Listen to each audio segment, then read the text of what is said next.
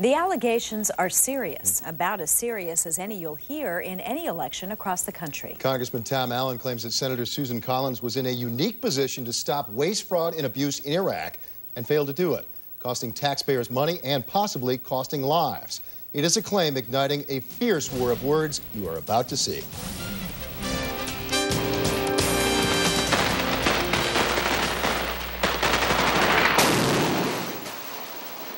Billions of dollars, thousands of lives lost in Iraq. It's terrible what happened, and it's just painful to think about how different it might have been if the Senate had done its job, if Senator Collins had done her job. Well, that's a very serious allegation, and it's one that I completely reject.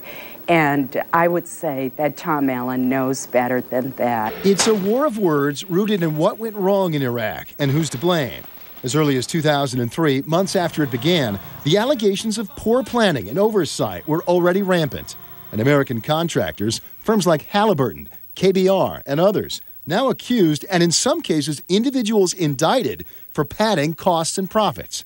Claims of tainted water knowingly sold to troops, and brand new trucks with flat tires burned rather than fixed because contractors could charge taxpayers more to replace them. Whistleblower Henry Bunting spoke to News 13 from Houston, saying he saw the fraud firsthand. There was no concern for cost. There was no concern for the government treasury. KBR was they had a cash cow and they started milking it. He also saw, he believes, no interest from Congress. The oversight responsibility of Congress wasn't there. It was popular not to do it. As a result of that, they didn't do it. From 2003 until early last year, when Democrats took over, Susan Collins chaired the Homeland Security and Government Affairs Committee, the chief oversight committee of the United States Senate. As chair, Collins had the power to investigate and hold hearings on virtually anything she wanted. And she did, on issues ranging from mutual fund fees to a series of hearings on Hurricane Katrina. But on Iraq, a total of 10 letters went to her from members of the committee asking for oversight on waste, fraud, and abuse by Halliburton. She never subpoenaed a single executive or employee from Halliburton or KBR or DynCorp or any of the contractors.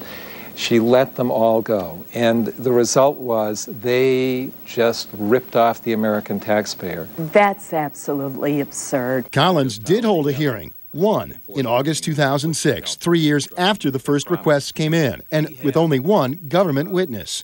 So contractors were never asked to do what, for example, FEMA Director Michael Brown was forced to do after Katrina, come before the cameras in Congress and get grilled. What more, Senator Coleman, do you want from me? But Collins now insists that similar hearings involving waste in Iraq would not have worked. It makes for great partisan political theater, but that's not what our committee is about. We legislated, and that was the most important action that could be taken. Instead, Collins pushed for and got laws calling for greater accountability among contractors and got a special inspector general in Iraq, an office that has led to investigations, audits, and criminal indictments. I think that's far more effective than tossing hand grenades from the sidelines, trying to grab a few cheap headlines. Allen doesn't buy it. Bring the executives in, sit them down in a chair and start asking them questions under oath. It never happened. Instead, Allen claims this happened. Congress largely turned a blind eye, leaving fraud and disorder unchecked, helping to fuel Iraqi unrest and the insurgency, fueling the violence that ultimately claimed American lives. Connect the dots, and Allen claims, however indirectly, that the lack of hearings by Collins's committee cost money and likely cost lives. The Chief Oversight Committee of the United States Senate was missing in action at the moment when it was most needed. I'm stunned and appalled by that kind of allegation. Embarrassing. And I'm very disappointed in Tom. He knows that's wrong.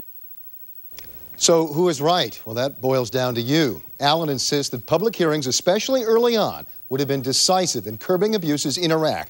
It didn't happen, leading him to call Collins, quote, Halliburton's essential senator.